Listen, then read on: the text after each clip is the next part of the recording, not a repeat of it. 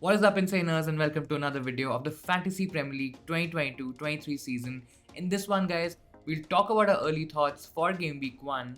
We'll talk about the fixtures, we'll talk about the results, we'll look at our team and how we did for Game Week 1, and we'll talk about some transfer strategies, some transfer thoughts for Game Week 2. So without any further delay, let's get into it. Let's start with the fixtures first, and I think from an overall perspective, from the top 6 teams, Man City, Arsenal and Tottenham, they all had convincing wins, guys. I think maybe Arsenal wasn't really that convincing because they did struggle in the second half. But I think Arsenal still did okay. They had a good opening 25-30 minutes where they did dominate a lot, in fact. Palace slowly came back into the game, but they did find it difficult to finish those chances. I mean, they were really lacking a clinical striker in their team. But overall, it was a good game from an Arsenal perspective. Defensively as well, they were sound. Zinchenko looks like a great option when we're looking at defenders and we're looking at their attacking potential, guys. I think he's probably the one to own here. Martinelli also great. He should have probably scored one more. Saka had a bit of an on and off kind of game, guys. He did get an assist, but I mean, he was not really involved in a lot.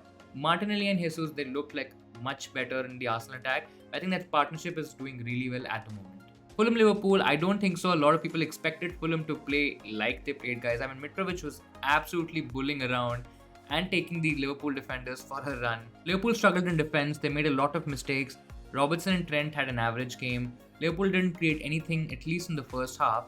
Second half, I think after the introduction of Darwin Núñez, guys, I think the game became really positive. I think there was a lot to take from that performance from Núñez, guys. He scored a goal, he got an assist. I think it'll be very difficult for Klopp to maybe not start him in the next game, which is going to make things very interesting, guys, especially if we are planning to buy Darwin Núñez into our FPL teams. Salah was okay. I mean, he did Salah things. He still got a decent haul. And of course, most of us did captain Salah. So I think it was okay in the end. Nothing to worry there. Luis Diaz was also pretty interesting. I think he had a much better game than Robertson, guys. He was really getting into it, guys. He should have probably scored as well. And I think it was a bit unlucky for Diaz owners. But I still, again, as with Robertson, I don't think so there's a lot to worry there. Bournemouth, Aston Villa. Bournemouth did really well defensively. I think a lot of people weren't really expecting them to keep a lot of clean sheets, or maybe just keep it tight at the back. But I think Aston Villa also has to kind of contribute to that. Villa were very wasteful. They had 15 shots, 15 goal attempts, but they couldn't convert a single one of them. They were crossing a lot. I think a lot of it was wasteful. Still, I think Bailey looked like the best attacker in the Aston Villa team, and I think that's what we want from an FPL perspective because Bailey's quite cheap. He also played 90 minutes, so that was very interesting. Leeds versus Wolves. Leeds won the game 2-1, guys, and I think Leeds were really good in attack. Harrison had a great game. I think he was the standout pick in terms of Leeds attacking players, guys. Aronson also had a decent game. I think Rodrigo, in fact, was also a player that looked very lively. So there are some really good options coming up, or at least in the first game week in terms of what we have seen. There could be some decent options in the midfield budget category where we are looking for hidden gems, and I think they could be all decent options. Of course, we would still want to see them for a couple of more games and get that Leeds midfielder in our teams, guys. That could be really FPL gold there. Wolves were okay in attack. I think they did struggle in defense, and Ait Nouri scored an own goal. That was unfortunate. But overall, I think Wolves were okay. Likes of Neto and Podence, they had a decent game. Nothing really to talk about there. And if you are a Neto owner, maybe there is a possibility to kind of go towards a Martinelli, especially now if you have money. If you don't, you'll probably see Neto for a couple of weeks and then take a call. Newcastle versus Forest, guys. I think Newcastle dominated that game, guys. It was an absolute great game. If you had someone like a Trippier, maybe someone like a Wilson in your team, I think both of them were really good options. I think both of them also did really well. It was a decent game for all the Newcastle players, guys, and I think there are some decent options that you can go for in that Newcastle midfield. I think a couple of games would probably give us more idea and more direction in terms of where we should go. Not much to talk about in terms of Forest, guys. I think they're probably that team that we should target when we are targeting to get our attackers. I think their defense will concede a lot of goals. Forest maybe just had one bright spot with Nico Williams. I think he was their standout player. He will be involved in a lot of those Forest attacks. I think he's still a great value, a lot of value in that 4 million option category, in that 4 million cheaper defender category. Jesse Lingard also is probably an option, or maybe could become an option. He was playing quite advanced. I think that's something to kind of note. But other than that, I think Nottingham Forest is still a big avoid. Now Spurs versus Southampton. Spurs absolutely dominated the game, guys. Kulusevski, what a performance. Has to be the best Spurs attacker in the game. It was a bit worrying if you were a Kane owner. I know a lot of people went Kane over Haaland, guys, and that would have really struck a lot because Kane blanked and Haaland had that massive haul. Kane also wasn't really up to it. I mean, he played very deep. He was trying to make a lot of link-ups and he was trying to create a lot, but he did struggle to get himself into the game. Son did have a better game, guys, but it was probably a one-off where you see Tottenham scoring 4 goals and the likes of Son and Kane, they don't score even one. I think that's a bit of a one-off. The wingbacks deserve a special mention. I know a lot of people are going, or at least were thinking of going for the likes of Doherty and Perisic, but here Sessegnon and Royal played, guys, and both of them had a great game. Now the only issue, I mean, we know for a fact that those wingbacks in that Conte system, they're going to play really well. From an FPL perspective as well, I think there will be a lot of FPL points to catch on. But the issue is that we don't know which ones are starting or which ones are going to start for a consistent set of games. So I think that's going to be a bit tricky to catch and tricky to kind of nail. But I think otherwise, Spurs looked really good in attack and they're definitely a team that you should not avoid, especially when we're looking at those attacking fixtures. Everton-Chelsea, both teams were average. I think Chelsea did struggle to create anything in the game. The likes of Mount and Havertz were nowhere to be seen. The wingbacks also had an average game. I think Chilwell was quite advanced and that was very interesting to note. James, on the other hand, had a decent game. I mean, yes, he did create a few chances here and there, but it was not really anything to talk about. He still got the clean sheet. He still had more minutes in him than something like a Chilwell, which I think a lot of us anyways expected. And Cucurella also came on and played really well. So that's going to be very interesting to see if Cucurella shares those minutes with Chilwell. But I think wingbacks, Chelsea wingbacks as well, I think they're going to get into that system. I think it's only going to get better from here. I mean, let's hope that that happens. But nothing to worry about even if you're a James owner here. Me being a Mount owner, I'm a little concerned and I'll talk about that when I talk about my team. But yeah, I was not very happy to see Chelsea struggling in attack and not creating a lot of chances or even scoring a lot of goals. Everton also kind of struggled to finish or create anything, guys. They are definitely missing that number 9, that forward in their team, that DCL-like figure which they don't have right now. And I think they might struggle to create a lot of chances. I mean, there's not a lot of creativity in midfield. There's not anybody to kind of finish those chances well. But yeah, I mean, the bright spot was Patterson at 4 million, guys. I mean, he had a decent game. The Everton defense had a decent game. Yes, they had a couple of injuries, and that's something to monitor because that might weaken their defense. But I think Patterson, if he can nail that spot at 4 million, he looked quite attacking. There is attacking potential in there, guys. I can absolutely tell you that. But yeah, other than that, not much to note here. Leicester versus Brentford 2-2. If you are looking at Leicester assets, guys, I think it's pretty much clear that Maddison has to be your pick. So in case if you are looking to get any Leicester assets from Game Week 6, I think Maddison probably has to be the option. Yes, till Game Week 6, we'll get more data, more insight, more eye test in fact. And I think that's going to be very interesting. Vardy could also be an option because he looked okay and he could become an option. But the price point among forwards, I think that's going to be a bit tricky. But Maddison's standout pick, guys. Leicester weren't really great in defense. Brentford managed to score a couple of goals. Tony did score a goal. But I think Brentford are probably going to struggle to create chances because who's going to create those chances? Who's going to get those assists? I think that's going to be very crucial for Brentford. But again, it's just one game week, so we'll probably get a better idea after watching them for a couple of more games. Man United versus Brighton, guys. It was such a tough watch being a United fan.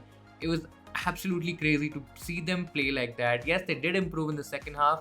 But if all of us were looking at Man United from an FPL perspective at least, I think we'll probably have to give it some more time. I'm not saying they're bad options or they probably are in a void all of a sudden. But yeah, I mean, if you start with the likes of Rashford and Sancho, I think there are now better options that you could target in that mid-range midfield category.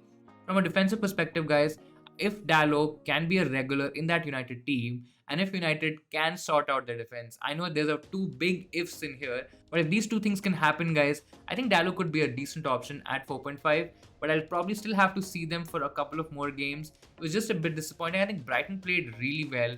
Brighton, I know we had the likes of Sanchez, but there could be a Brighton attacker in there which we might get who could be a hidden gem. Welbeck played really well, guys, but is he nailed? I think that's going to be a bit tricky to call right now because there's Mope and Undav as well, who could be options. But yeah, Brighton are a team to kind of look out for, guys. There could be some cheap enablers in there, which we might get for our FPL teams. Coming to the final game, West Ham versus Man City. Man City won 2-0. They probably could have won by a couple of more goals, but I think West Ham did allow them to play their natural game, guys. Man City was absolutely great, guys. Haaland in particular was a good option to go for in the beginning. I mean, a lot of us already knew that.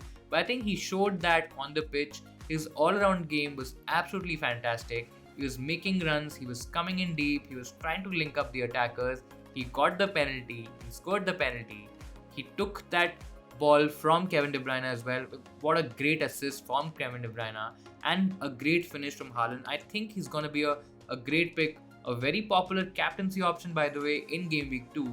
And I think if you don't have him in your team, either you make a plan to get him or it's going to be a bit tricky, a bit scary to probably see Man City play with Haaland in that form. Coming to other options, and Cancelo was all over the pitch. I mean, he was in midfield, he was playing out wide, and I think that's what you get from Cancelo. He also hogged a couple of bonus points, which shows his FPL potential. I think Walker was okay till the time Cancelo doesn't get an attacking return. I think Walker can cover off that Man City clean sheet, but I think there is a lot of attacking potential, a lot of assist potential, even an odd goal in Cancelo, guys. And Walker owners, if you don't have Cancelo, it could be a bit scary here as well. Coming to KDB, he had a good game. He provided that great assist for Haaland as well. But yeah, I mean, at 12 million, you're probably looking at more attacking returns, more goal threat, which might not be the case considering that Haaland's probably going to get all the chances. In terms of the 8 million midfielder as well, guys, we have the likes of Foden, Mahrez. We have a cheaper option in Grealish as well. But here as well, the attacking potential, I'm still not very sure. I might be a little bit more sure in terms of minutes, considering that Grealish and Foden might start majority games. But then again, it's still not a confirmed thing, and it could be a bit tricky to call out which player to go for. But if you get the one player right, if you get that one midfielder right, I think that could be a great option for Game Week 2 when Man City face Bournemouth. West Ham struggled a lot, guys. I think there's a lot to be desired there. Nothing really to kind of talk about. I mean, Bowen was trying to run a lot, try to create something, but nothing was happening. But I'm sure they're not going to face Man City every week, and things can only get better for West Ham from here. Now with the fixtures done, guys, let's quickly look at our team and how we did for Game Week 1. So we got 70 points, a rank of 1.3 million, which might not be the worst start. I mean, I've had worse starts. I've seen people with worse starts having a great season. So it's not to say that we've had a bad one and we probably can't recover. I think it's okay. I think a lot of people, especially with good ranks in Game Week 1, they were chip users. A lot of them used the bench boost. A lot of them also used the triple captain on Salah as well, guys. Maybe even on Haaland for that matter. And I think it's probably going to get a lot better. I also have 0.5 million in the bank, and I think that's going to make things very interesting. In terms of my overall team, I'm pretty happy to keep Raya. I know it was a couple of points only, but there could be some clean sheets still in there. There could be some points to be scored, and I'm not really worried of not having somebody like a Ramsdale, for example, or even a Sanchez, because I can cover off Ramsdale with a Gabriel. I know I might not get those attacking threats or those attacking returns like a Zinchenko, but I think I can still cover off that clean sheet potential. In terms of the other options, I think Robertson and Trent, I know Fulham did play really well, but I think we've seen the FPL potential in both Robertson and Trent, and I think that's going to show in maybe the next game. Next game is against Palace, so that's also going to be a bit tricky, but it's at home for Liverpool, and we might see a lot better performance from both these fullbacks from the Liverpool team, guys. Not really worried there. Cancelo as well, Bournemouth. I think it's a great fixture, so no worries. He gave me 7 points, so I'm actually very, very happy, guys. A little bit disappointed with that double up in Robertson and Trent, and I know a lot of people went for that. That was probably the differential option to go for, considering that Diaz was highly owned by a lot of managers, but I think that's okay. Decent performance defense. Midfield as well, the only option I'm a little bit concerned about is Mount, guys. That Chelsea performance in attack was a bit worrying. I know it's just one game week and it's probably going to get better. Maybe Tuchel's going to find that solution in terms of how to play all those attackers together. But Mount and his attacking performance, it looked a bit toothless. There could be options, or there are chances, and I'll talk about my transfer strategy in just a bit. But I think Mount is probably the only one I'm a bit worried or a bit disappointed that I didn't see enough with that pick. And I know it was a differential. I know not a lot of people went for that, but maybe now there was a reason of not going for him and maybe trying something like a Kulusevski, maybe even a Diaz. Mount is a bit of an odd one, guys, but we'll see what we do with him.